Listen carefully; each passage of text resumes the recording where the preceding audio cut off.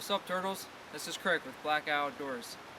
Today I'm going to be doing a video on just some basic uses of a DrawKnife. And for my particular purpose of using this DrawKnife, it's going to be taking bark off of a bow I'm making, a self bow I'm making. And this is the DrawKnife I'm going to be using. This is a Mora of Sweden. Same handles, you'll probably notice, just a little bit thicker. That's on the Mora Classic 1 and 2. Some of my favorite knives. It's a carbon steel blade, right around 4.5 inches long. If you can imagine this blade being maybe 2 or 3 times longer, a DrawKnife like this would have been used back in the day when hand tools were so prevalent. Everyone was using hand tools for skinning or debarking timber. If say you're going to be making a house or just any type of timber you're going to take down, to do it by hand, we use a DrawKnife like this to really skin bark. And it would have been much larger for using really big pieces of timber. Like I said, I'm going to use this more as like a wood crafting, if you will. So the blade can be smaller, do more small controlled movements and carving down my bow. But it can be used to take bark off of a walking stick if you wanted to do that. Or just carve any pieces of wood with this. And this isn't the first time I've ever using one of these knives for this bow project I'm doing. And the staves over here, so far what I've got to with the bow. And at this point, this has all been taken down with a hatchet. Now it's time, this has been seasoning, it's time for me to try to shape this now with the DrawKnife. And I think I kind of swung and missed on this this wood that I chose for my bow, because I did some research, tried to get the bark characteristics of trees that grow in this area that would be good for a bow. And I think I just didn't get the correct wood, because this has really been a pain to shape. It's really almost fibrous. It's just shredding apart. It's not making really smooth cuts. It's heavy, it's hard. It'll probably be good if I can get it down to the shape I want, but it's going to be a lot of work, so I'll keep you updated with my progress.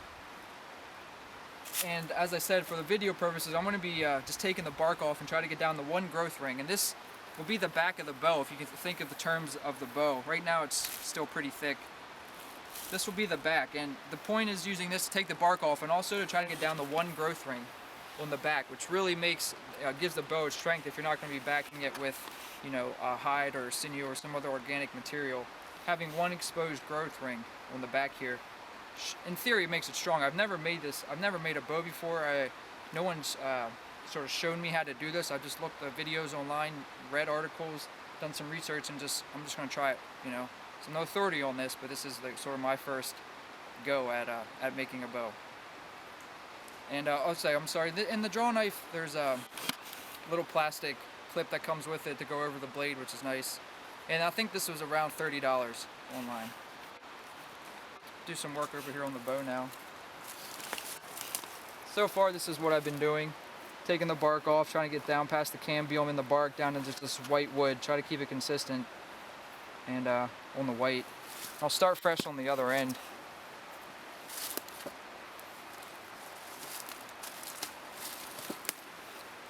I'm going to kind of brace it in between my legs.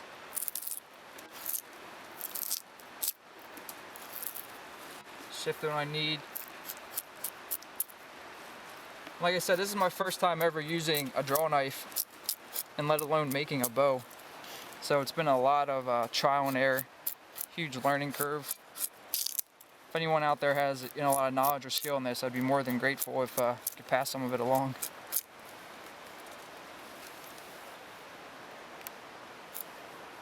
It's really comfortable to use as well. It's really natural to hold a blade on both sides. And the DrawKnife is sort of an era that's past, when people use hand tools for everything. Now we have a lot of battery powered, plug-in. Hand tools aren't utilized like they were. So it's another cool reason sort of why I wanted to do this, just to use old tools, if nothing else. You can actually, I think, see this is the cambium layer. These little where my finger's tracing here, you can see these little brown specks. Pretty sure that's that's cells in the cambium, which is actually, the cambium is the living part of the tree underneath the bark. I want to take that off. And like any type of woodworking, from what I've learned in my own mistakes, it's better to go slow and be sure of what you're doing, because you can always take more wood off if you need to, but you can't hardly put any back.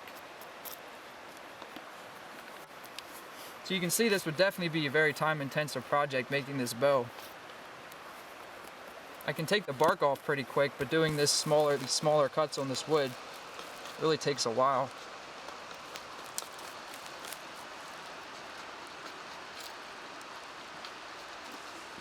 Take some more of the bark off down here.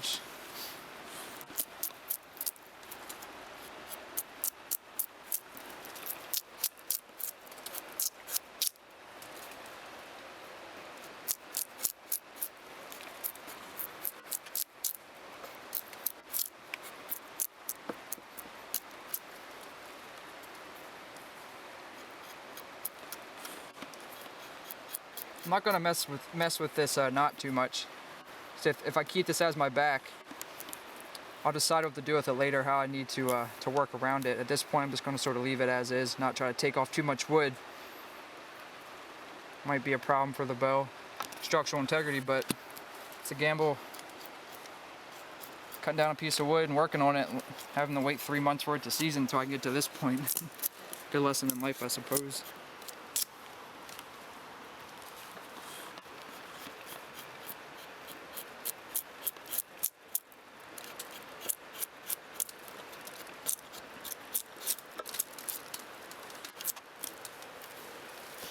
So you can see, basically, I'm just going to do this until all the bark is off and I have it down to this pale color of wood.